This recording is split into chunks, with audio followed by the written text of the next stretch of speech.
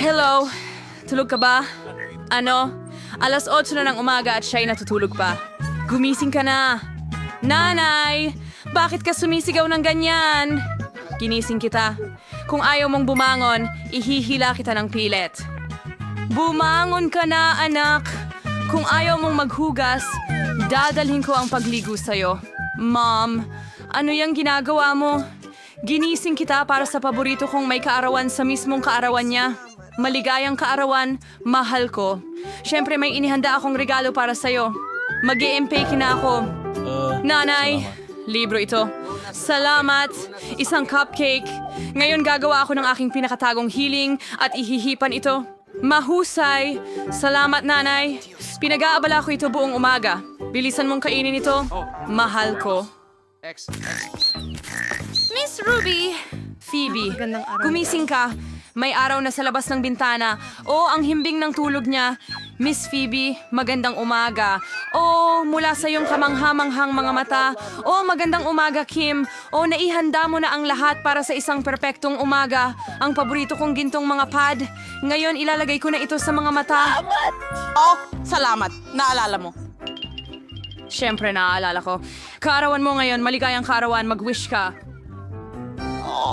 Sige, subukan natin. Nakakadiri. Baka may iba pa. Nasaan ang mga regalo ko? O, akin sigurado ang gintong bag na ito. Ano kaya ang nandyan? Bagong sapatos? Isang bag? Hindi ko na kailangan ang mga patch na ito. Buksan na natin ang regalo. Oh, alam mo kung ano ang gusto ko? Bagong iPhone. Astig! Ngayon, buksan natin at suriin ang bagong camera. Kailangan kong mag-post ng mga astig na larawan sa lahat ng social media. Aw, ngumiti. At isang smiley face. At isang malungkot na mukha. Aw, Kim, pwede mo na akong iwanan ngayon? Sige. Halika na, lumabas ka na sa banyo. Ano bang ginagawa niya doon ng matagal? Oras na para tayong pumunta sa trabaho at siya sa paaralan. Halika na, anak. Ay, hindi.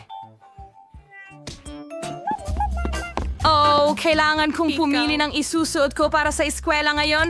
Ang hirap pumili. Meron akong buong kasuotan pero napakaganda. Halika, magbihis tayo. Okay, tiyak na pupurihin ako ng lahat ngayon. Hi, madumi ang mga jeans na ito. Nako, hindi ako makakapunta sa paaralan ng ganito. Tatawanan ako ng lahat. At ito lang ang pinakamahusay na jeans sa aparador ko. Oh, nagkaroon ako ng magandang ideya. Ngayon, ibabahagi ko sa iyo ang isang life hack na nakita ko sa TikTok. Kailangan ko ng magagandang gupit mula sa magasin, pandikit at brush. At ngayon, ilalagay natin ang pandikit sa brush at ipapahid ito sa maong. Ididikit natin ang lahat ng mga gupit sa kanilang maong. At ngayon, kailangan mong wisikan ng bleach ang lahat. Ayos! Ngayon, tingnan mo kung gaano kaganda ang kinalabasan. Ayos! May bago akong cool na maong. Ano kaya ang dapat suotin ng Reyna ngayon? Sayang naman. Kung makakapagsalita lang ang salamin, sasabihin nito sa akin kung ano ang pipiliin ngayon. Kulang pa rin ako ng sapatos at damit.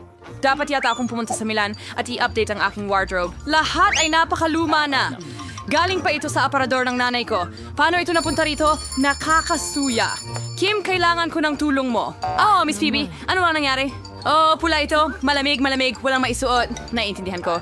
Ngayon, aayusin natin ang lahat. Mabilis kami maghaharap ng mga kaibigan para bilhan ng aking Miss Phoebe ng pinakamodernong mga bagay ngayon. Tumatakbo na ako. Heto na ang mga gamit mo. Oh, ito pala ang kailangan ko. Salamat, Kim. Pwede ka nang umalis. Pero sa susunod, kailangan medyo mas mabilis ka.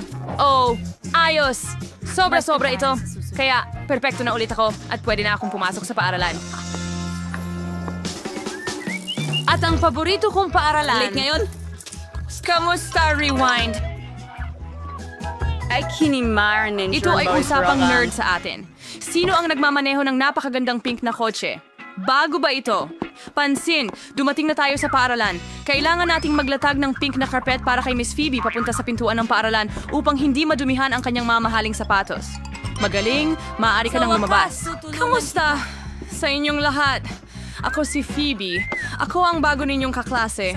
Sana may isa dito na may kasing dami ng pera ko. Aba, ang astig naman niya. Tara na. Oh, Kailangan kong pumasok sa klase. Kung hindi, magrereklamo na naman ang guro sa math kay mama. Pero nahuhuli na ako. Bilisan mo, Chloe! Halika na! Pakilagay ang code mula sa aking mailbox. Kung hindi, napakahirap tandaan. Mahusay! Wow! Ang ganda ng lahat. At ngayon, kailangan ko... Nasaan na yon? Kaya, ayan na. Oo, eto ang maliit kong study bag. Kailangan kong ilagay ang notebook na yon dito. Mahusay. Magaling. Ang hirap. Wala akong makita sa labas. Pasensya na. Hindi ko sinasadya. Anong meron ka? Sino pang nandito? Kumusta si Raulo? Ayos. Kita mo, binati mo ako. Kailangan nating kolektahin ang lahat ng mga libro at ilagay agad sa drawer. May luma akong biskwito dito. Binigay ito sa akin ng nanay ko noong 1 taon. Konting kagat, masarap. Ang locker ko ay mukhang sobrang nakakabagot. Kailangan nating makaisip ng isang bagay ng madalian. Pero ano?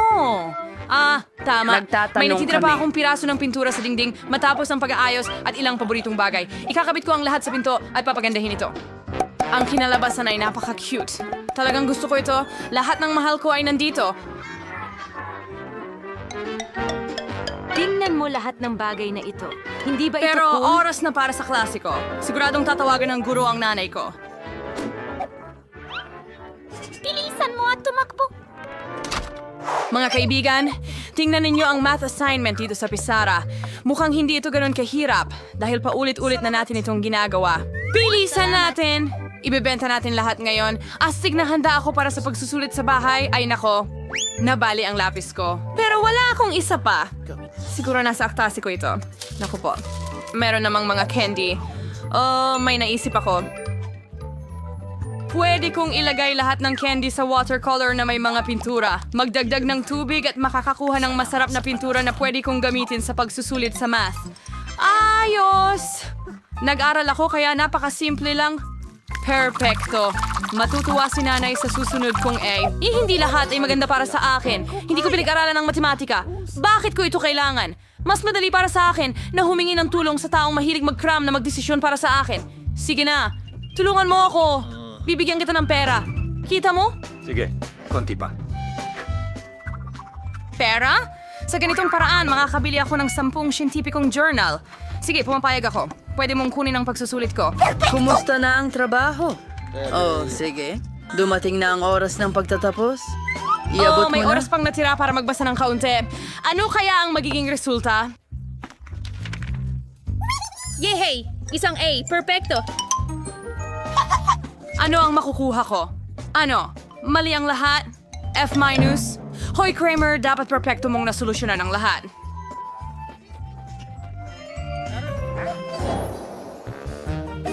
Hooray! Break!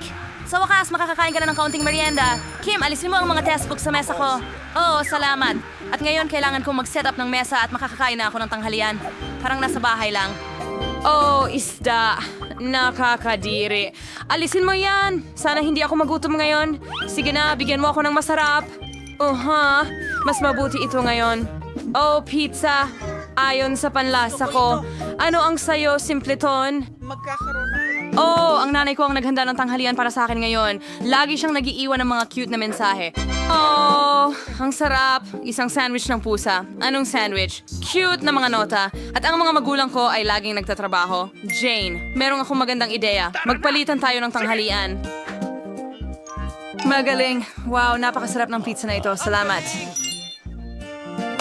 Tiyak na kulang ng party ang lugar na ito. Jane, huwag kang tumayo dyan. Tara, sumama ka sa amin. Hindi pa ako nakapunta sa ibang party na mas Sira cool na pa ang dito. tenga ko. Para sa inyo ang cocktail na Uy, ito. ang address ko. Sino ang nagtulak nito? Ano ang Tawa. pinagtatawanan mo? Ni ako hindi ko alam. Ang utang ay Nakakahiya hindi ito. utang. Ako'y- Aalis ka. Bueno, Tama. ngayon wala nang gustong maging kaibigan ko. Para sa pera lang ito. Baby, ganun ba? Naiintindihan ko. Nasa pinakamagandang mood ka. Phoebe! Oh, may Mantequilla! naisip ako. Pwede kong ipahiram sa'yo ang aking swing. Ginawa ito ng lola ko para sa akin. Heto na. Ngayon meron ka ng astig na damit. Ano sa Babalik palagay ako mo at ang kailangan bago kong kong mag-usap. Talagang napakaganda nito. Para sa akin talaga ito. Salamat, Jane. Tayo'y sumayaw. Wow! Ang liit ng chipset! Hindi pa ako nakakakita ng katulad nito. Pero si Dan ay may buong pakete. Hindi ka panipaniwala. Si Miley ay may buong pader ng Pringles. Gaano ito katangkad? Talagang mabubusog si Miley sa mga chip. Simulan natin kay Phoebe. May naisip akong ideya. Makukuha ko ang chip gamit ang sipit at makakatulong ang magnifying glass para suriin ang napakaliit na bahagi. Wow! Sa ilalim ng magnifying glass, hindi na mukhang maliit ang chip. Pero sa totoo lang, ito ay isang maliit na piraso lang. Oh, kailangan kong subukan ito. Masarap ito. Iyon lang. Ngayon, si Dan naman. Hindi na ako makapaghintay na subukan ito. Hindi. Baka idinikit ito sa pandikit. Ang weird. Paano mo bubuksan? Gagamitin ko ang aking lagari. Gagamitin ko ito ng mabilis. At lalagariin ko ang nangunguna. Oo, gumagana ito. Ilapag ang mga chips gamit ang bibig natin. Masarap. Gusto ko ito, girl. Napakaganda. Aray! Masakit. Pasensya na, pero pansamantalang hindi maabot yan. Haha, ngayon turn ko naman. Meron akong buong pader ng wrinkle chips. Gustong gusto ko sila at kaya kong kainin ang lahat ng 100 pakete. Kailangan itong gawin. Mabilis at tumpak na tikman ang lahat ng lasa. Oops! Pasensya na mga tao, pero mas mabuti pang huwag kayong humarang. Wala akong nakikita habang kumakain ako ng mga kamanghamanghang chicherya na ito. Di ka panipaniwala ang sarap. May naisip ako. Isusuot ko ang helmet pang konstruksyon. Ngayon, hindi na ako natatakot sa aking Pringle jar. Oops! Pasensya na, Dan. Kailangan mo rin ng ganitong helmet. Alam mo, Sige, itong ulo. sirain natin ang bundok ng Pringles na ito. Kunin natin ang kotse at itumba ang lahat. Ay nako, ngayon puro Pringles na ako at hindi ako makatayo. At ngayon ay may buong itlog si Miley. Nakakatakot. Paano si Dan? Nako, 100 itlog at si Phoebe ay may 100 itlog. Nakakadire. Nakakatakot isipin kung paano niya ito kakainin. Pero simulan natin kay Miley. Kailangan kong basagin ang itlog sa bibig ko. Sobrang nakakatakot na ang tingin pa lang ay gusto ko ng masuka. Oh, ang kadire. Ayoko niyan. Napakamalagkit at hindi kaaya-aya na ayoko na itong subukang muli. Dan, sobra na ngayon. Halika na. Sige na.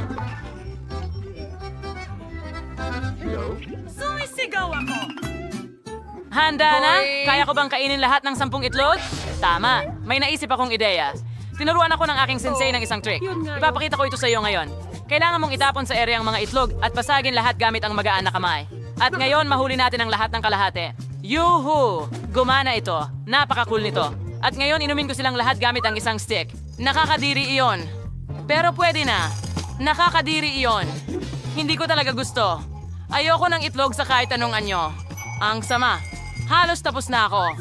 At ngayon ay si Phoebe naman. Sige, Phoebe.